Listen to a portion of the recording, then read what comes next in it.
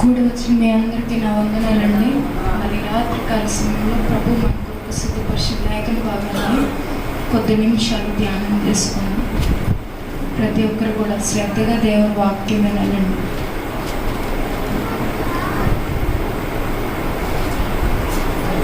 యోహాను సువార్త 9వ అధ్యాయము 31వ వచనం.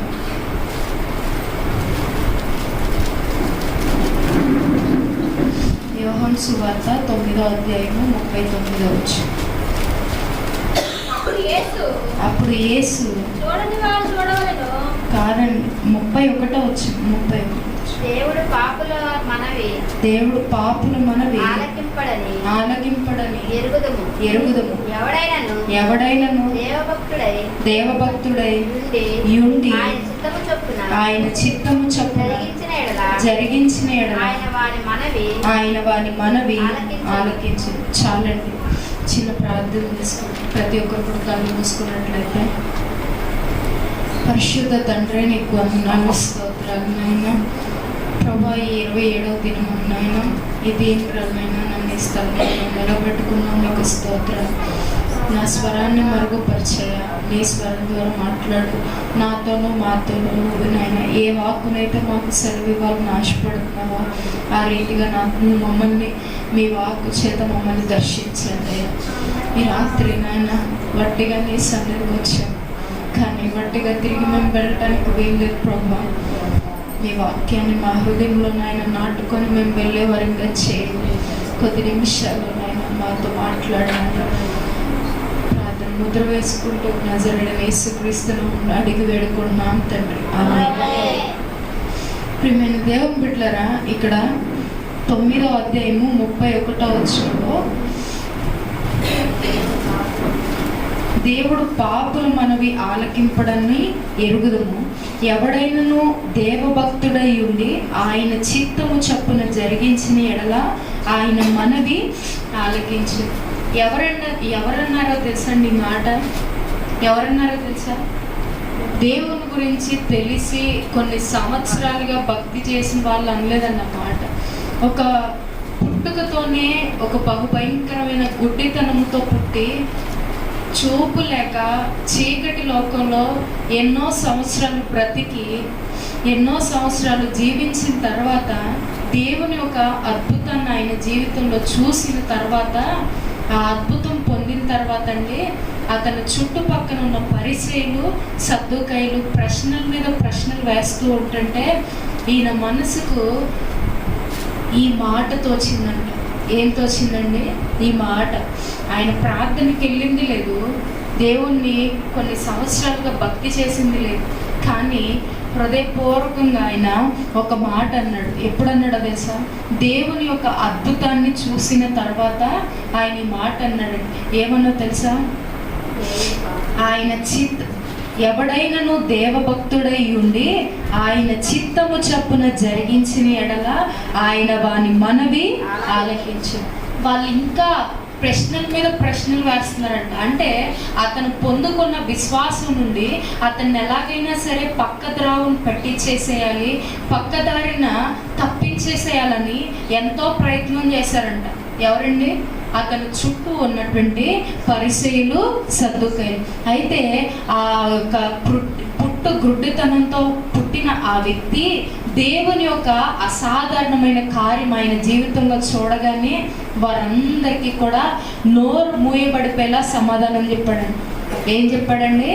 నోరు మూయబడిపోయేలాగా సమాధానం చెప్పాడు. ఏమని చెప్పాడో తెలుసా? ఎవడైనను దేవభక్తుడై ఉండిన ఎడల ఏం చేస్తాడంటే దేవుడు వాని మనవి ఆలకిస్తాడు. దేవుడు వాని మనవి ఆలకిస్తాడు. అక్కడ ఆయన పొందిన విశ్వాసం చూసారా ఎంత గొప్పదో? ఆయనలో కలిగిన విశ్వాసం చూసారా ఎంత గొప్పదో? ఎందుకంటే అంత ప్రధానమైన విశ్వాసము ఒకేసారి ఆ మనిషిలోకి ఎలాగొచ్చిందో తెలుసా? దేవుడండి అతన్ని గుడ్డితనం నుంచి విడిపించి చీకటిలో ఉన్న అతని బ్రతుకుని వెలుగులోనికి తీసుకొచ్చినందుకు దేవునికి కృతజ్ఞతుడుగా అయిపోయి తన జీవితంలో తను ఎన్నడూ పలకలేనిటువంటి మాటను దేవుని కోసం పలికాడు. ప్రియ దేవుని బిడ్డ, ఆ రోజున ఆ వ్యక్తి అలాగ సాక్ష్యం ఇస్తుంటే అతని చుట్టుపక్కల ఉన్న పరిసయ్యులంట దేవుడు చేసిన కార్యాన్ని కూడా తప్పుపట్టారంట. ఏం చేశారో తెలుసా? దేవుడు చేసిన కార్యమును కూడా తప్పు పట్టేశారంట. అంటే అది అసలు ఆశ్చర్యం కదా. ఒక గుడ్డివాడు పుట్టుక నుంచి గుడ్డితనంతో ఉండి దేవుడు స్వస్థపరచంగానే ఆయన కన్నులు తెరవపడటం అది ఆశ్చర్యం కాదా? ఆశ్చర్యమే కదా. అతను చుట్టుపక్కల ఉన్న వాళ్ళు దేవుడినే తప్పు పట్టించేశారు. అంటే దేవుడు చేసిన కార్యము నమ్మనివ్వకుండా దేవుడు చేసిన ఆ యొక్క మెరాకిల్ అంటే ఆ యొక్క అద్భుతాన్ని ఎవరు కూడా నమ్మకూడదని వారు ఏం చేస్తున్నారండి? ఆ యొక్క స్వస్థత పొందిన వ్యక్తిని ప్రశ్నల మీద ప్రశ్నలు వేస్తూ అతన్ని ఏం చేశారో తెలుసా? అతని విశ్వాసంలో నుండి అవిశ్వాసంలోనికి నెట్టివేసేలాగా ప్రయత్నాలు చేశారు. ప్రియ దేవుని బిడ్డ, ఈ ఒక మాట మన జీవితాల్లో దేనికి సాదృశ్యమో తెలుసా? మనం విశ్వాసంలో కొనసాగే కొద్దీ, మనం విశ్వాసంలో అనగా దేవునితో మాట్లాడటం మరి ఎక్కువగా ప్రారంభించిన కాడి నుంచి దేవుడు మన జీవితంలో కార్యాలు చేస్తాడు. చేయకుండా ఆయన మానే దేవుడు. చేస్తున్నా సరే అపవాది ఏం చేస్తాడో తెలుసా? మన చుట్టుపక్కల ఉన్న వారిని పైకి లేపుతాడు. ఏంటి ఇంకా జరగట్లేదా, ఇంకా రావట్లేదా అని అవిశ్వాసపు మాటలు, నిరుత్సాహపరిచే మాటలు వారి నోటి నుంచి తీసుకొచ్చి విశ్వాసంలో పెరుగుతున్న నీకును నాకును ఏం చేస్తారో తెలుసా? ఒక రాయిలాగా వేసేస్తారు. ఏమేస్తారండి? ఒక రాయిలాగా. బైబిల్ గ్రంథంలో పుట్టుగుడ్డువాడండి ఆయన. అసలు ఆయనకి కళ్ళు కనపడక ఎన్నో సంవత్సరాలు చీకట్లో బ్రతికాడు. కానీ దేవుడు కనికరం రాగానే వెంటనే స్వస్థత పొందాడు. ఆయన కనులు తెరవబడిపోయినాయి. ఎంత ఆశ్చర్యం అండి. అలాంటి వ్యక్తిని అలాంటి అద్భుతం చూసిన వ్యక్తి దగ్గరికి వెళ్ళి దేవుణ్ణి నమ్మిన ప్రజలే ఏమని చేశారో తెలుసా? దేవుడు చేసిన కార్యము మంచిది కాదేమో, తప్పైన కార్యమేమో అని అతని విశ్వాసాన్ని దెబ్బతినేలాగా మాట్లాడారు. ఆ మాట్లాడిన సమయంలో ఆ వ్యక్తి ఏమన్నాడండి? ఎవడైనను దేవభక్తుడై ఉండి ఆయన చిత్తము చప్పున జరిగించిన ఎడల ఆయన వాని మనవి ఆలకించును.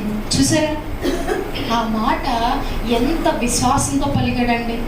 ఎవడైనాను అంటే ఎవరైనా, ఒకరు కాదు ఇద్దరు కాదు, ఎవరైనా సరే దేవభక్తుడై ఉండి. దేవభక్తుడు అంటే ఏంటి? దాని అర్థం ఏంటి? దానికి ఇంగ్లీష్లో ఒక పదం ఉందండి, గాడ్ ఫీరింగ్. ఏంటండి? గాడ్ ఫీరింగ్ అంటే దేవునికి భయపడటం. ఏంటండి? దేవునికి భయపడటం. దేవునికి భయపడటం అంటే వినయముతోనూ విధేయతతోనూ గౌరవంతో, ఏంటండి? గౌరవంతో ఆయన్ని సేవించినప్పుడంట మనము అసలు సిసలైనటువంటి దేవుని భక్తి చేసే బిడ్డలుగా మనం మార్చబడతాం. ఆ మాట ఎవరన్నారు? దేవుని గురించి ఎరగని ఒక వ్యక్తి దేవుడు చేసిన కార్యాన్ని రుచి చూచి ఆయన నోటి నుంచి పలికిన మాట. ఏం మాట? ఎవడైనాను దేవభక్తుడై ఉండి అంటే గాడ్ ఫియరింగ్, దేవునికి భయపడటం. మనం భయపడుతున్నామా? మన జీవితాల్లో దేవునికి గౌరవిస్తున్నామా? దేవుని గణపరుస్తున్నామా? ఆయన ఏమంటున్నాడు? నన్ను గణపరచువాన్ని నేను గణపరుస్తాను. దేవుణ్ణి గౌరవిస్తున్నామా? అన్ని పనులకి గౌరవిస్తామండి, కానీ దేవునికి మాత్రం మనం గౌరవం ఇవ్వం. తెలుసా మీకు? దేవుణ్ణి మనం గౌరవించాం. మనం అనుకుంటున్నాం నేను అంత ప్రార్థన చేసేస్తున్నా, ఇంత ప్రార్థన చేశాను, కానీ నువ్వు దేవుణ్ణి గౌరవించట్లా. నేను దేవుణ్ణి గౌరవించట్లా. ఎందుకో తెలుసా? కొన్ని ఆయనకి ఇష్టం లేని కార్యాలు మనలో పెట్టుకొని అయిష్టంగా మాట్లాడుతూ దేవుణ్ణి మనం ఏం చేస్తున్నామో తెలుసా? గౌరవం లేనట్లుగా అవమానపరిచేస్తుంది. ఇక్కడ ఏమంటున్నాడు? ఆ గుడ్డివాడు దేవుని స్వస్థత పొందిన తర్వాత ఆయన ఏమంటున్నాడో తెలుసా? దేవునికి సాక్షిగా ఎవడైనానో దేవభక్తుడే అంటే దేవునికి భయపడుతూ వినయముతోనూ గౌరవంతోనూ మర్యాదతోనూ దేవునికి భయపడి ప్రార్థన చేసిన ఎడల వాని మనవి ఆలకిస్తారు. అక్కడ ఇంకో మాట ఉంది చూడండి. ఎవడైనాను దేవభక్తుడై ఉండి ఆయన చిత్తము చప్పున జరిగించిన ఎడల అంటే ఏం చేయాలండి? ఒకటి, దేవుడికి భయపడ. ఆ మాటలోనే మీకు ఈరోజు కొన్ని మాటలు నేను చెప్తాను. ఫస్ట్ మాట ఏమనుంది? దేవభక్తుడై ఉండాలి. అంటే దేవునికి భయపడాలి, దేవుడు చెప్పిన ఆజ్ఞలను అనుసరించాలి, ఆ ఆజ్ఞలను అనుసరించి దేవునికి మనం లెక్క చెప్పాలి. అది దేవునికి భయపడటం. మరి రెండోది ఏముందండి? ఆయన చిత్తము చప్పున. అంటే ఆయన చిత్తం మన చిత్తం కాదు, మన ఆలోచనలు కాదు, మన తలంపులు కాదు. ఆయన బిడ్డల కొరకు ఆలోచించిన ఆలోచనలంట ఎంతో రమ్యమైనవి ఉంటాయి. యెహోవా మార్గములు చక్కనివి, అవి ఎంతో రమ్యమైనవి. ఇప్పుడు నీవు నేను ఆలోచిస్తే కొద్దిగానే ఆలోచిస్తాం, కానీ దేవుడు ఒకసారి మనపై దృష్టి ఉంచి మనం చేసే మనవికి ఆయన చెవి ఒగ్గినట్లయితే ఆయన ఆలోచించే చిత్తం వేరండి. ఆయన ఆలోచించే చిత్తం వేరు. నీవు నేను అనుకుంటాం ఆ అవసరానికి తీర్చబడే ఆశీర్వాదం వస్తే చాలు ప్రభా, ఆ సమస్యకు పరిష్కారం దొరికే సొల్యూషన్ వస్తే చాలు, ఇంకా అంతకు మించి నేను నిన్నేమి అడగనయ్యా. నా అప్పులకి అప్పులు కట్టడానికి తగిన ద్రవ్యం ఇస్తే చాలు, ఇంకా అంతకు మించి నాకు ఏమీ వద్దు. కానీ దేవుడు ఆలోచన ఎలా ఉంటుందో తెలుసా? మనం అడిగిన దానికంటే రెండింతలు అధికంగా ఉంటుందంటే. దేవునికి స్తోత్రం. ఆమేన్. మనం అడిగిన దానికంటే రెండింతలు అధికంగా ఉంటుంది. నీవు నేను ఆలోచించేది కొంచెమే, కానీ దేవుడు అంట మన పక్షాన ఆలోచించే ఆయన ప్రణాళిక ఎలాంటిదో తెలుసా? చాలా గొప్పది. అందుకే ఆ భక్తుడు అంటున్నాడు, ఎవడైనాను దేవభక్తుడై ఉండి ఆయన చిత్తము చప్పున జరిగించిన ఎడల. అంటే చిత్తాన్ని ఒకటి నమ్మటం కాదు, కానీ ఆ చిత్తాన్ని జరిగించాలంట. ఎవరి చిత్తం అండి? మన చిత్తమా? మన చిత్తం కాదు, దేవుడి చిత్తం నెరవేర్చాలి, దేవుడి చిత్తం చేయాలి. ఒక విషయం కొరకై మనం ప్రార్థన చేస్తుంటే, ఒక ఏదైనా ఒక సమస్య నిమిత్తం దేవుని సన్నిధిలో మనం అంగలారుస్తూ ఉంటే ప్రభువుని అడగాలి. ఏమని? అయ్యా ఇది నీ చిత్తమేనా, ఇది నీ ఇష్టమేనా అని దేవుడిని అడిగి ఆయన చిత్తం అయితే జరిగించమన్నారు. మనం ప్రార్థనలు చేస్తాం ఎంతసేపు, అయ్యా నాకు ఇది కావాలయ్యా, నాకు అది, అందరం అడుగుతామండి. కానీ అది దేవుని చిత్తంలో ఉందా లేదా మనం తెలుసుకుంటున్నామా? అసలు మనం అడిగే ప్రార్థన అంశము దేవునికి ఇష్టమైనదేనా? లేకపోతే ఆడి కాళ్ళు ఎరక్కొట్టే, నాతో పోట్లాడాడయ్యా, ఆయన గొంతు కోసే, లేకపోతే ఏళ్ళు ఎరక్కొట్టే, ఇలానా? అవి దేవునికి ఇష్టమైన ప్రార్థనలు కాదండి. కొంతమంది ప్రార్థన చేస్తారు, ఒక వ్యక్తి ఆమెతో బాగా గొడవ పడింది అనుకోండి, ఆ ప్రార్థనలో కూర్చొని ఏడ్చి ఏడ్చి ఏడ్చి ఏం చేసిందో తెలుసా? ఆమె నాశనాన్ని కోరుకుంటూ, ఆయన యొక్క నాశనాన్ని కోరుకుంటూ ఈ వ్యక్తి మందిరంలో ప్రార్థన చేస్తారు. అది దేవుని చిత్తమేనండి? కాదు. దేవుని చిత్తం ఎలాంటిదో తెలుసా? నీవు నేను అడిగిన దానికంటే రెండింతలు అధికమైందండి. నువ్వు ఏ ప్రార్థనాంశం అడుగుతున్నావో, ఏ యొక్క సమస్యలో నువ్వు దేవునికి ప్రార్థన చేస్తున్నావో, ముందు అది ఆయన చిత్తమా కాదా తెలుసుకోవాలి. ఆమేన్. హల్లెలూయా. ముందు మనం ఏది అడుగుతున్నామో అది దేవుడి చిత్తమా కాదా అని తెలుసుకోవాలి. మనం అన్నీ ఒక లిస్ట్ లాగా మార్కెట్లో ఒక పెద్ద తెల్ల పేపర్ తీసుకెళ్ళి దాంట్లో అన్ని సరుకులు రాసుకుంటాం. ఎందుకు రాసుకుంటాం? మళ్ళీ ఎక్కడైనా మర్చిపోతే ఇంటికాడ ఊరుకోరని అన్నీ రాసుకొని గబగబా వెళ్ళి మార్కెట్లో చదివేసి సరుకులు పట్టుకొచ్చేసుకుంటాం. అలా కాదు మన ప్రార్థన ఉండాల్సింది. ఆయన చిత్తాన్ని వెతకాలండి, ఆయన చిత్తాన్ని వెతకాలి. నువ్వు ఏ సమస్యలో, నేను ఏ సమస్యలో ప్రార్థన చేసినా, మనం ప్రార్థన చేస్తే పరిష్కారం దొరుకుతుంది, కానీ అది చిన్నగానే ఉంటుంది. అదే దేవుని చిత్తాన్ని మీద పెడితే, దేవుని పైన దేవా నీ చిత్తమైతే నాకు జరిగించవా, నీ చిత్తమైతే నన్ను ఈ పనిలో నడిపించవా, నీ చిత్తమైతే నా బిడ్డలకు ఒక మంచి ఉద్యోగాలు ఇవ్వవా, నీ చిత్తమైతే నా బిడ్డల్ని ఒక మంచి బిడ్డలుగా నువ్వు చేయవా అని దేవుడిని అడగగలిగితే, దేవుని చిత్తం కొరకు ప్రయాసపడితే దేవుడు మన పక్షాన చేసే కార్యాలు ఎవరు ఊహించలేరంటండి. దేవునికి స్తోత్రం. దేవుడు అలాంటి అద్భుతాలు చేస్తాడు. ఇక్కడ ఆయన జీవితంలో అది అద్భుతం కదా? ఆయన అనుకున్నాడా ఏనాడైనా? ఇంతకాలం నేను చీకట్లోనే బ్రతికాను కదా, ఇంతకాలం నేను కనులు లేకుండానే బ్రతికాను కదా, నన్ను ఎవరు వెలుగులోనికి నడిపిస్తారు? అసలు నేను వెలుగులోనికి వస్తానా నేను వెలుగులోనికి వస్తానా, నా కన్నులు తెరవబడతాయా, నా కన్నులకి స్వస్థత వచ్చిందా అని ఎన్నిసార్లు బాధపడ్డాడు. ప్రియ దేవుని బిడ్డ, ఆయన విరిగి నలిగిన హృదయంతో ఎన్నోసార్లు కన్నీరు కార్చుంటాడు కదా. ఈ రోజున ఒకసారి మనం కళ్ళు మూసుకొని మన 2 చేతులు కళ్ళు మీద పెట్టుకొని ఒక 5 నిమిషాలు ఉంటే మనకి ఎలా ఉంటుందండి?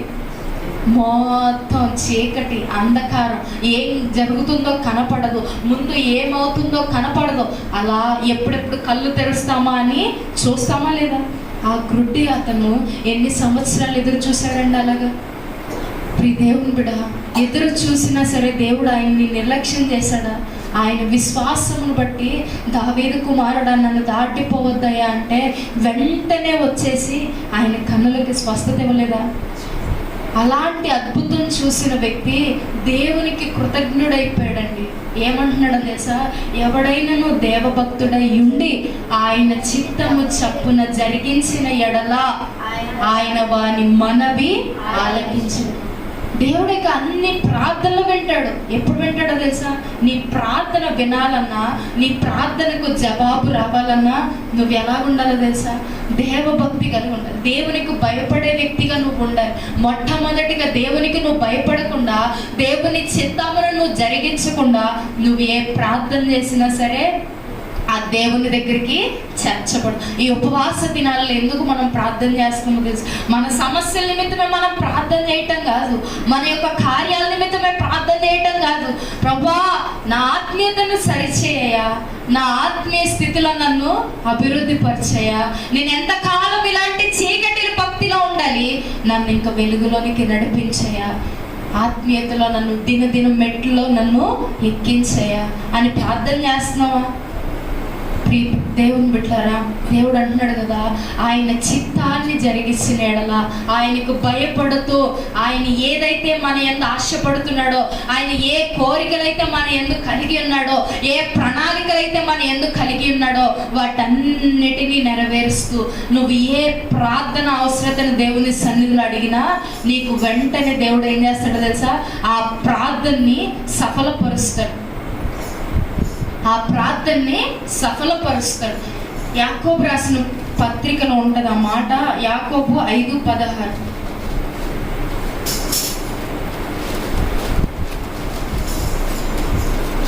యాకోబు రాసిన పత్రిక 5వ అధ్యాయం 16వ వచనం. విశ్వాసపరితమైన ప్రార్థన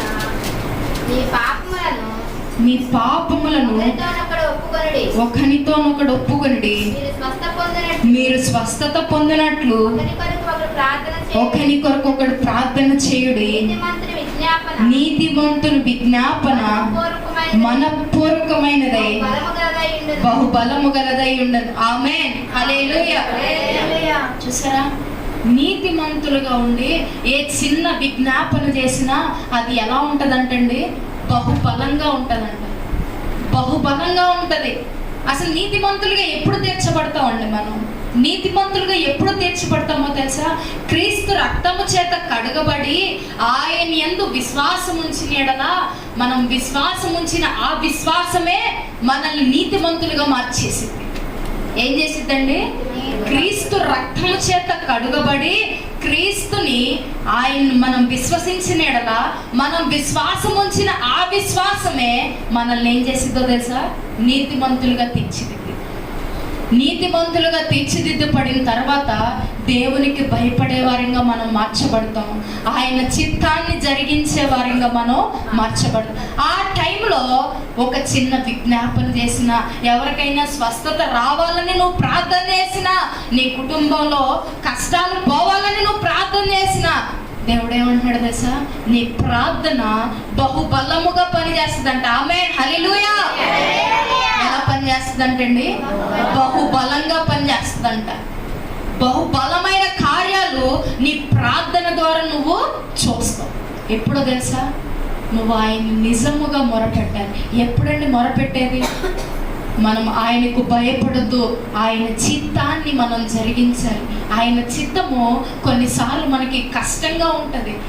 కొన్నిసార్లు ఆయన చిత్తంలో మనం నడవాలంటే మనకెంతో వేదనకరంగా ఉంటుంది. మొదటిలో వేదన ఉండొచ్చు, కానీ తుదకు అది చివరికి వెళ్ళిన తర్వాత ఎలా మార్చబడిపోతుందో తెలుసా? బహుబలమైన ఫలాభివృద్ధిగా మార్చబడిపోతుంది. ఆమేన్, హల్లెలూయా. మొదట్లో అది కష్టంగా ఉండొచ్చు. దేవుడు చెప్పిన మాట నీ జీవితంలో నువ్వు అనుసరించడానికి నీ వల్ల కాకపోవచ్చు, నీకు కష్టంగా ఉండొచ్చు. కానీ నువ్వు దాన్ని ఎలాగైనా సరే అలవాటు చేసుకుంటే అది నీ జీవితంలో వెళ్తూ వెళ్తూ ఏమవుతుందో తెలుసా? నీ జీవితాన్ని ఒక ఫలభరితమైన జీవితంగా మార్చేస్తుంది. దేవునికి స్తోత్రం. ఫలభరితమైన జీవితాలు కలిగి మనం ప్రభువులో బ్రతకాలండి. ఫలభరితమైన జీవితాలు. ఒక శారీరకంగా ఫలించినంత మాత్రాన మనం ఆశీర్వదించబడిపోయినట్టు కాదు.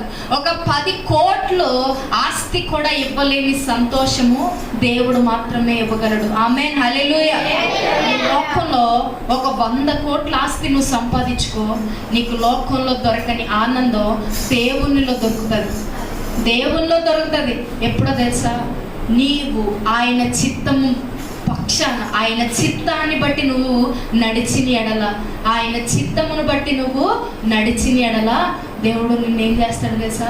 బహుబలమైన ఫలాభివృద్ధికరమైన పాత్రగా నిన్ను మార్చేస్తాడు. నువ్వు ఆయన సన్నిధిలో ఏ చిన్న ప్రార్థన చేసినా నీ ప్రార్థనకు బహుబలమైన కార్యాలు నువ్వు చూచుదువుగాక. అలాంటి దేవుడు అండి మన దేవుడు. ఆ పరిచయులంట ఎంతగానో, అసలు ఒక్క ప్రశ్న కాదు, ప్రశ్న మీద ప్రశ్న వేస్తూనే ఉన్నారు. ఎందుకో తెలుసా? ఆ వ్యక్తి దేవుడిని నమ్మాడు. ఎందుకు నమ్మాడో తెలుసా? దేవుడు ఒక అద్భుతమైన స్వస్థత ఆ వ్యక్తికి ఇచ్చాడు. ఆ వ్యక్తికి ఇవ్వగానే స్వస్థత చూసి దేవుణ్ణి విడిచిపెట్టలేదు, కానీ ఆ స్వస్థతను బట్టి బహుబలంగా దేవుణ్ణి స్తుతించడం ప్రారంభించాడు. ఆ ప్రారంభించిన మొదట్లోనే చుట్టుపక్కల వాళ్ళు లెగిశారు. నువ్వు నేను కూడా ఆత్మీయతలో వర్ధిల్లే కొద్దీ మన చుట్టుపక్కల వాళ్ళు లెగుస్తారు. ఎందుకో తెలుసా? పడద్రోయటానికి, ఆత్మీయతలో నుంచి కుప్పకూలు చేసేయటానికి. ప్రియ దేవుని బిడ్డలారా, దేవుడు అంటున్నాడు కదా, ఆయన చిత్తము మొదట్లో కష్టంగానే ఉండొచ్చు, నిన్ను అనేకులు అవమానపరిచేదిగా ఉండొచ్చు, అనేకులు నిందల పాలు చేసేదిగా ఉండొచ్చు. కానీ నువ్వు దాన్ని అలవాటు చేసుకున్నట్లయితే నీ జీవితాన్ని దేవుడు ఎలా చేస్తాడు తెలుసా? బహుబలమైన ఫలాభివృద్ధికరంగా మార్చునుగాక. ఆమేన్. అలాంటి దేవుడు మనది.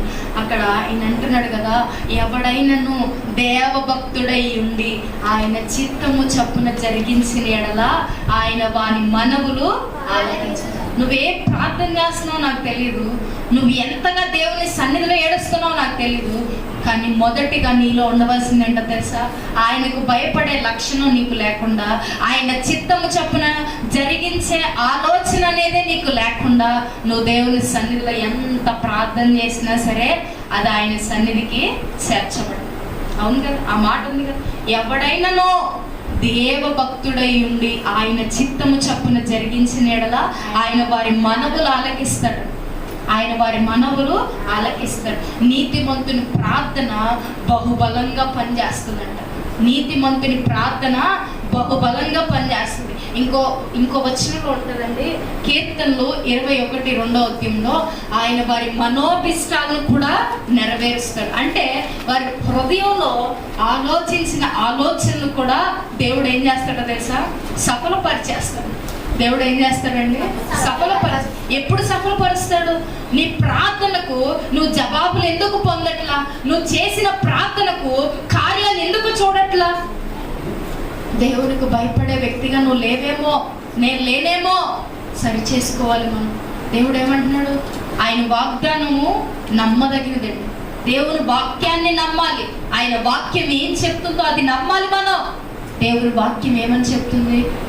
ఎవరైనా దేవభక్తుడై ఉండి ఆయన చిత్తం జరిగిస్తే వారి మనవులు ఖచ్చితంగా దేవుడు ఆలకిస్తాడండి. ఒక నీతిమంతుడు ఎవరికి స్వస్థత రావాలని ప్రార్థన చేసినా దేవుడు వారిని స్వస్థపరిచి. నువ్వు ప్రార్థన చేస్తుంటే నీ బిడ్డకి స్వస్థత రావట్లేదా? నీ భర్తకి స్వస్థత రావట్లేదా? నీ ఇరుగు పొరుగు వారికి స్వస్థత రావట్లేదా? అంటే నీ ప్రార్థన ఆలకించబడట్లేదా? నువ్వు విజ్ఞాపన చేస్తుంటే నువ్వు కార్యాలు చూడట్లేదా? విజ్ఞాపన చేయబడుతున్నప్పుడు నువ్వు నీ జీవితంలో నువ్వు కార్యాలు చూడట్లేదా? ఆయన ఏమన్నాడు? నీతిమంతుడు చేసే ప్రార్థనైనా విజ్ఞాపనైనా బహుబలమైన కార్యాలు జరిగిస్తుంది అన్నాడు కదా. మరి నా జీవితంలో ఎందుకు జరగట్లేదండి? మనం దేవునికి భయపడే వారికి కలిగి అన్ని విషయాల్లో భయపడం. మనకు నచ్చిన విషయాలన్నీ మనకు అనుకూలమైతే వాటన్నిటినీ నెరవేరుస్తాం. అదే మనకు ఒక్కటి వ్యతిరేకమైందనుకో, దేవుడు అదే చెయ్యం, పక్కకి వెళ్ళిపోతాం. ఎందుకో తెలుసా? మన ఇష్టాన్ని మనం గౌరవించుకుంటాం, కానీ దేవుని ఇష్టాన్ని మనం దేవుడు ఏమని చెప్తున్నాడు? ఆయన ఆజ్ఞల్లో ఒక్కటైనా నువ్వు క్రమం తప్పకుండా పాటిస్తున్నావా? ఆజ్ఞాతిక్రమమే పాపం అంటున్నాడు కదా. ఆయన ఆజ్ఞలు ఆయన ఏమని చెప్తున్నాడు? ప్రేమ కలిగి ఉండు, సాత్వికం కలిగి ఉండు అని అంటున్నాడు కదా. మనలో ఉందా? ఈ మధ్యన కొంతమందిని చూస్తుంటే నాకు అనిపిస్తుంది, వీళ్ళు అహంకారం ఎక్కువైపోయి దేవుడి చేత త్రోసివేయబడిపోతారేమో అన్నంత బాధ వచ్చేసింది నాకు. ఒకనొక సమయంలో దేవుడు ఏమన్నాడండి?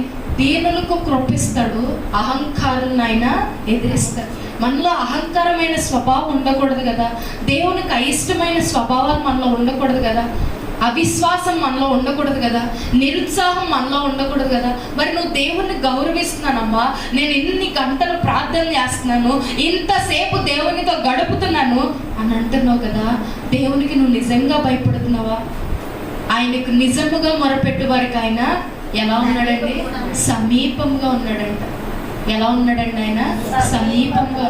ఒక ఏలియన్ గారిని చూసుకుంటే 3.5 సంవత్సరములు వర్షం పడలేదండి. ఎందుకు పడలేదో తెలుసా?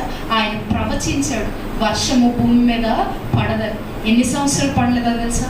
3.5 సంవత్సరాలు వర్షం పడల. భూమి అంతా ఎండిపోయింది. అంటే ఒక ప్రవక్త ఒక మాట చెప్తే ఆ మాట జరిగింది కదా.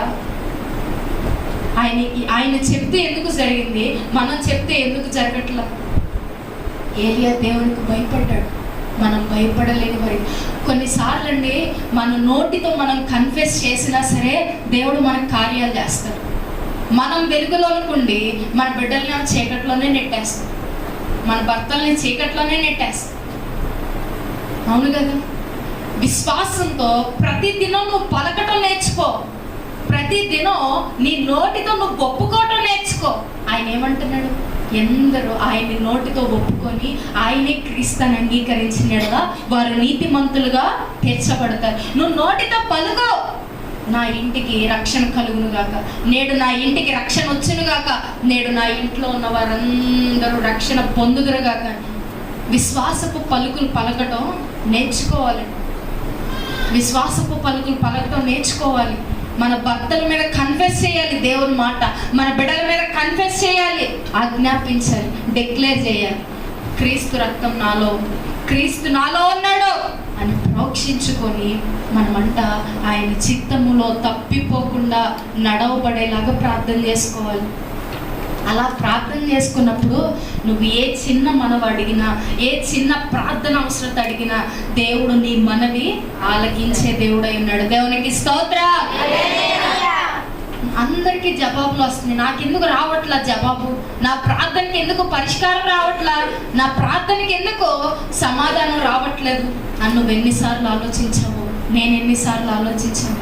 ప్రభు మాట్లాడుతున్నాడు కదా, నీ ప్రార్థన ఆయనకి ఇష్టమైనదిగా మారిపోనుగాక. ఈ రాత్రి మనం చేసే ప్రార్థన అండి ఆయనకి ఇష్టమైనదిగా మారాలంటే కొన్ని మనలో మనం సరి చేసుకోవాలి. ఏం చేయాలి? మనలో మనం సరి చేసుకోవాలి. ముందు ఆయనకు భయపడటం నేర్చుకోవాలి. దేవుడికి భయపడాలి. దేవుడు సన్నిధంటే దేవునికి భయపడాలి. వినయంతోనూ, మర్యాదతోనూ, ప్రేమతోనూ, సాత్వికముతోనూ మనం దేవుణ్ణి గౌరవించాలి. రెండోది ఏం చేయాలో తెలుసా? ఆయన చిత్తమును జరిగించాలి. ఆయన చిత్తము నీకు కష్టంగా ఉండొచ్చు, నీకు అది బాధగా ఉండొచ్చు, కానీ దాన్ని చేయటం నువ్వు అలవాటు చేసుకుంటే మన జీవితం అంట ఎలాంటి ఎండిపోయిన జీవితం అయినా సరే దేవుడు దాన్ని చిగురింపజేస్తాడంట. ఆమేన్, హల్లెలూయా. ఏం చేస్తాడండి? ఎండిపోయిన భూమినైనా సరే దేవుడు దేని వలన చిగురింపబడుతుంది? అది మన ప్రార్థన ద్వారా. ఆ ప్రార్థన అంటే ఎలాగుండాలి? ఆ ప్రార్థన మనం దేవునికి భయపడాలి. మొట్టమొదటిగా ఏం చేయాలి? అందరు చెప్పాలి, నిద్రపోయే వాళ్ళు చెప్పాలి. నిద్రపోతున్నారు, నేను చూస్తున్నాను అందరినీ. మందిరాలకు వచ్చేది నిద్రపోవడానికి కాదండి. నిద్రపోవద్దు ఎవరు. నిద్రపోయే వాళ్ళందరూ హల్లెలూయా చెప్పండి. అందరు నిద్రపోతున్నారు, ఇప్పుడు మాత్రం హల్లెలూయా ఎవరు చెప్పట్లా. నేను చూసాను అందరినీ. దేవునికి స్తోత్రం. ప్రియ దేవుని బిడ్డలారా, నేను మర్చిపోయాను. మీరు నిద్రపోయారు, నేను మర్చిపోయాను. ఆయన చిత్తాన్ని జరిగించాలండి. మొట్టమొదటిగా ఏం చేయాలో తెలుసా? ఆయనకు భయపడాలి. ఆయనకు భయపడాలి. నువ్వు ఏ ప్రార్థన రిక్వెస్ట్ ఆయన సన్నిధిలో నువ్వు పెట్టినా మొట్టమొదటిగా నువ్వు చేయాల్సిన పని ఏంటో తెలుసా? దేవుడికి భయపడటం నేర్చుకో. దేవునికి భయపడటం నేర్చుకో. తర్వాత నీ మార్కెట్ లిస్ట్గా చెప్పాల్సింది దేవుని లిస్ట్ అడుగు. ఏమడగాలి? దేవుని. నీకేది కావాలో అడుగు, తప్పు లేదు. ఆయన ఏమన్నాడు? అడుగుడి ఇస్తా, వెతుకుడి దొరుకుతా, తట్టుడి తీస్తా అన్నాడు కదా అని పద్దాగా కొట్టి కొట్టి కొట్టి కొట్టి ఉన్నాం అనుకోండి, ఆయనకు కూడా ఒక రోజున ఇసుకొచ్చేది. మన దేవుడు అలాంటి దేవుడు కాదు. కానీ మన జీవితం మార్చుకో. మనం ఏది అడిగినా సరే ఆఖరిలో ఒక మాట పలకాలండి. ప్రభువా, ఇది నీ చిత్తం అయితే జరిగించు, నీ చిత్తం కాకపోతే నాకు జరిగించు. ఒకవేళ కొన్నిసార్లు ఏమైందో తెలుసా? దేవుడు చిత్తం కానివి కూడా మన జీవితంలో సంపాదించుకుంటాం. ఏం చేస్తామండి? దేవుని చిత్తం కానివి కూడా మన జీవితంలో సంపాదించుకుంటాం. దేవుడు అనుకుంటాడు, దేవుడు ప్లాన్ వేరు. మనమేమో మనకు ఒక ఇల్లు లేదనుకో, ప్రభా నాకు ఒక ఇల్లు ఇవ్వ, నాకు ఒక ఇల్లు ఇవ్వ, నాకు ఒక ఇల్లు ఇవ్వ, ఇల్లు ఇవ్వ, ఇల్లు ఇవ్వ, ఇల్లు ఇవ్వ, ఇల్లు. ఇదే ప్రార్థన. ఆయన ఏం చేస్తాడు తెలుసా? ఒక పూరి గుడిసో ఒక రేకులో ఇచ్చిపడేస్తాడు. అసలు దేవుడు ఉద్దేశం ఏంటో తెలుసా? నీకు ఒక 3 అంతస్తుల భవంతి నీ కొరకు సిద్ధపరచు. ఓర్పేది, సహనమేది, ఎదురు చూపేది. దేవుడు ఏమో నాకు అదే కావాలి, నాకు అదే. సరే తీసుకో. దేవుడు ఆశ ఏంటి? చెప్పలేనంత. నీ ఆశ ఏంటి? చెప్పగలిగినంత. సరే తీసుకో అని దేవుడు ఇచ్చేస్తాడు. ఓర్పుతో ఎదురు చూడాలండి, సహనంతో ఎదురు చూడాలి.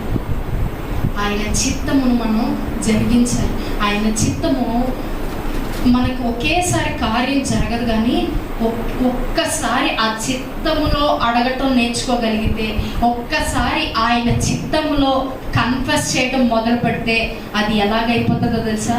దినదినానికి ఒక మొక్క పెరిగినట్లుగా పెరిగిపోయి మహావృక్షం లాంటి విశ్వాసాన్ని చేకూర్చేస్తుంది. ఆమేన్, హల్లెలూయా. అలాంటి విశ్వాసాన్ని దేవుడు మన హృదయంలో నాటుతాడండి. నువ్వు బాధపడుతున్నావేమో, నేను ఒక్కదాన్నే వస్తున్నాను మందిరానికి, నా ఇంటి వారు రావట్లేదు, నా ఇంటికి రక్షణ ఇప్పుడు. ప్రతిరోజు నువ్వు పలుకమ్మా. దేవుడు నీకు ఒక అధికారం ఇచ్చాడు. నీ నోటితో నువ్వు ఏది పలికితే అది జరుగుతుంది. అలా అని ఎవరిని పడితే వాళ్ళని చెప్పించమాగండి. చెప్పించిన దాని ప్రతిఫలం కూడా మనమే అనుభవించాలి. నెగిటివ్గా మాట్లాడకుండా ప్రతి దినము మన ఇంటి మీద ఆయన యొక్క రక్తాన్ని ప్రోక్షించుకుంటూ, నా ఇంటికి రక్షణ కలుగునుగాక, నా బిడ్డలకు రక్షణ వచ్చునుగాక, నా భర్తకు రక్షణ వచ్చును. కానీ ప్రార్థన చేయి, పలుకో, నోటితో పలుకో, విశ్వాసపు పలుకులు పలకటం నేర్చుకో. నీ జీవితంలో నువ్వు అద్భుతంలో వస్తావు. ఒక ఆవిడ ఉంటుంది, ఒక 2 గంటలు ప్రార్థన చేసిన, ఒక 3వ గంటకు వచ్చేసి ఒక అవిశ్వాసపు మాట పలికితే ఆ ప్రార్థన ప్రతిఫలం ఉండదండి. నేనే చూసాను స్వయంగా, నా జీవితంలో నేనే చూసాను. ఒక 3 గంటలు ప్రార్థన చేసి 4వ గంటకి వెళ్ళి ఒక చిరాకు వచ్చేసి ఒక అవిశ్వాసపు పలుకు పలికేశాను. దేవుడు నాతో ఏమన్నాడు తెలుసా? నువ్వే ప్రార్థన రిక్వెస్ట్ అయితే అడిగావో నేను అది నువ్వే వద్దన్నావుగా తీసేస్తాను. దేవుని బిడ్డరా, మనం విశ్వాసంతో పలికినప్పుడు, ఆయన చిత్తం చొప్పున పలికినప్పుడు ఆయన మన మనవలు ఆలకిస్తాడు. మరలా మనం అవిశ్వాసాన్ని తెచ్చుకోవడానికి మనకు అర్హత లేదు. అవిశ్వాసాన్ని మనం తెచ్చుకోవడానికి వీల్లేదంతే. మనం విశ్వాసపు పలుకులు పలకగలిగితే, విశ్వాసపు మాటలు పలకగలిగితే మన కుటుంబానికి ఏమొచ్చిందండి? రక్షణ కలిగినట్లు. మన కుటుంబంలో ఏమొచ్చినట్టు? స్వస్థత వచ్చినట్లే. మన కుటుంబంలో ఆర్థిక ఇబ్బందులు ఏమైనట్లు? తొలగిపోయినట్లే. ఎందుకు తెలుసా? నువ్వు ఆయన చిత్తంలో ప్రార్థన చేస్తున్నావు కదా, నీ ప్రార్థన ఆయన దాటిపోడండి. ఈ మాట ఒక మంచి స్వస్థత పొందిన ఒక మనిషి చెప్పాడు. ఆ మాట ఎవడైనాను దేవభక్తుడై ఉండి ఆయన చిత్తము చప్పున జరిగించినడలా ఆయన వారి మనవులు ఆలకించు. నీకు ఇది ఒక తాళపు చెవి. ఇది ఒక తాళం లాంటిది నీకు. నీ ప్రార్థన దేవుడు ఆలకించాలంటే నువ్వు చేయాల్సింది రెండు కార్యాలు. ముందు ఆయనకు భయపడటం నేర్చుకో, రెండోది ఆయన చిత్తాన్ని చేయటం నేర్చుకో. ఆయన చిత్తాన్ని చేసి నీ నోటితో నువ్వు పలకటం నేర్చుకో. ఆజ్ఞాపించు, డిక్లేర్ చేయి. నీకు ఎలాంటి బంధకమైనా సరే నీ నోటితో నువ్వు పలుకుతున్నప్పుడు నజరేయుడైన యేసు నామములో ఆ యొక్క బంధకం నుంచి దేవుడు నీకు విడుదల కలుగజేస్తాడు. ఆమేన్. హల్లెలూయా, హల్లెలూయా. నీ మనవులు ఆలకించబడాలన్నా, నువ్వు చేసే ప్రార్థన విన్నపాలు దేవుడు విని నీకు సమాధానం ఇవ్వాలన్నా ఆయనకు భయపడాలి. ఏం భయపడతాంలేండి, ఎప్పుడొచ్చినా భయపడండి భయపడండి భయపడండి అని అంటారు. భయపడుతూనే ఉన్నాం కదా. భయపడుతూ ఉన్నాం కాబట్టే దేవుడు మందిరంలోకి వచ్చి ఏ సమయం అంటే ఆ సమయంకి వచ్చి ప్రార్థన చేస్తున్నావు, ఏ సమయం అంటే ఆ సమయం వచ్చి వాక్యం విను. అది కాదు భయపడటం. నువ్వు అది చెయ్యాలి. ఎందుకో తెలుసా? సరైన త్రోవలో నడిపించబడాలంటే నీకు వాక్యం కావాలి. సరైన మార్గంలో నువ్వు నడిపించబడాలంటే ప్రార్థన కావాలి. అసలు ఆ రెండు రావాలంటే నీకేం కావాలి? దేవునికి నువ్వు భయపడాలి. దేవునికి ఇష్టం లేని కార్యాలు నా జీవితంలో ఉంచుకొని మనం ఏ ప్రార్థన విన్నపం దేవుని సన్నిధిలో అడిగినా దేవుడు ఆలకించండి. ఈ మాట కఠినం, అక్కడ ఉంది, అలాగే ఉంది. నేను నా సొంతంగా చెప్పట్లేదు. ఆయన ఎవడైనా దేవభక్తుడే అంటే దేవునికి భయపడాలి. దేవునికి భయపడాలంటే దేవుణ్ణి గౌరవించాలి. దేవుణ్ణి గౌరవించాలంటే మనలో ఉన్న ఆయనకి అయిష్టమైన కార్యాలు తీసేసి ఆయనకు భయపడాలి. ఆయనకు భయపడి ఆయన చిత్తము చప్పున దేవుడు ఆశ ఏంటో, దేవుని నిర్ణయం ఏంటో అది జరిగించు ప్రభువా. నాకు వచ్చిన కష్టం పెద్దదే, నాకు బాధ కలిగించవచ్చు, కానీ నీ చిత్తం అయితే తీసి. యేసు ప్రభు అంత మహాభక్తుడే ఏం చేశాడండి? మరణం ఆయన ముందుకు వచ్చినప్పుడు ఆ గిన్నె నీ చిత్తం అయితే ఈ గిన్నె నా యొద్ద నుండి, ఆయన తండ్రి అయిన దేవుడిని ఒక మాట అడిగితే ఆయన మరణం నుంచి తప్పించబడలేడంటారా? తప్పించబడగలరు. కానీ ఆయన అక్కడ ఏం చూపించాడండి? తండ్రి చిత్తాన్ని చూపించి, నీ చిత్తం అయితే ఈ గిన్నె అనగా దేనికి సాదృశ్యం? ఒక శ్రమకు సాదృశ్యం. ఈ గిన్నె నా యొద్ద నుండి తొలగించాలి. మళ్ళీ ఇంకో మాట ఉంటుంది, ఆయన శరీరధారి అయి ఉన్న దినాలలో కన్నీళ్లతోనూ యాచనలతోనూ తను ప్రాణము నుండి రక్షింపగలవానికి ప్రార్థన చేశాడంటే, ఆయన వినయంతో ప్రార్థన చేశాడంట. అంటే ఇక్కడ దేవుడు కూడా తండ్రి చిత్తాన్ని నెరవేరుస్తున్నాడు. తండ్రి చిత్తం జరగాలని ఆయనకు ఆశ ఉంది. ఈ గిన్నె నా యొద్ద నుండి తొలగిపోతే బాగుంది, అంటే ఈ మరణం అనేది నా యొద్ద నుండి తొలగిపోతుంది. కానీ అక్కడ ఏం చేశాడండి యేసు ప్రభు? తండ్రి యొక్క చిత్తం మీద ఆధారపడ్డాడు. కానీ ఆనాడు ఆయన ఏమన్నాడు? నాకు ఇష్టం లేదయ్యా, ఇది తీసే అనలా, నీ చిత్తం అయితే ఈ గిన్నె నా యొద్ద నుండి తొలగించు. అంటే నీవు నేను కూడా మనకొచ్చే పరిస్థితి కష్టమే, మనకొచ్చే పరిస్థితి బండ రాయి లాంటివే, కానీ ఆ సమస్యను బట్టి భయపడొద్దు. కానీ ఆ సమస్యను దేవుడిని అడుగు, ప్రభా ఇది నాకు కష్టం కలిగించేదేలాగా ఉంది, నాకు బాధ కలిగించేదేలా ఉంది, కానీ నీ చిత్తం అయితే ఈ సమస్యను తొలగించేసి. నాకు ఈ అనారోగ్యం వల్ల ప్రభా నాకు అసలు నిద్ర పట్టట్లేదు, నాకు మనశ్శాంతి లేదయ్యా, నేను సరిగా తినలేకపోతున్నా, సరిగా పడుకోలేకపోతున్నా, కానీ నీ చిత్తం అయితే ఈ అనారోగ్యం నాలో నుండి తీసివేయి. ప్రార్థనే నీ మనవి దేవుడు ఊరికి అంగీకరిస్తాడు. ప్రభా నాకు ప్రార్థనకు రావాలని ఎంతో ఆశ ఉంది, కానీ నాకు పరిస్థితులు అడ్డుపడతాయి. నీ చిత్తం అయితే పరిస్థితులను తొలగించేసి ప్రార్థనే ఆయన చిత్తంలో నువ్వు ఏది అడిగినా సరే ఆయన చిత్తంలో అడగడం నేర్చుకో. నీ మనవులను దేవుడు ఊరికినే అంగీకరిస్తాడు. నీ మనవులన్నిటిని ఆయన ఆలకించి ఆయన నీ పక్షాన గొప్ప కార్యాలు జరిగిస్తాడు. నీకు ఒకానొక సమయంలో ఇంత ద్రవ్యం అవసరం అండి. ఆ ద్రవ్యం ఎవరు ఇచ్చేవారు లేరు, అన్ని ద్వారాలు మూయబడిపోయినాయి. కానీ దేవుడి దగ్గరికి వచ్చావు, ప్రభా నీ చిత్తం అయితే నాకు ఇంత కావాలి, ఇప్పుడు నాకున్న పరిస్థితులను బట్టి నాకు ఇంత ద్రవ్యం అవసరం, నువ్వు ఎలాగైనా నీ చిత్తం అయితే నాకు సిద్ధపరచు, నీ చిత్తం కాకపోతే నాకు అసలు దొరికేలా కూడా చేయవు. ఏదైనా సరే మనకు అది ఒకవేళ నష్టాన్ని కలగజేయొచ్చు, కానీ దేవుని చిత్తాన్ని నువ్వు అడిగినట్లయితే దేవుడు నిన్ను నష్టపరుస్తాడమ్మా. దేవుడు నిన్ను కష్టపెడతాడా? దేవుడు నిన్ను బాధ పెడతాడా?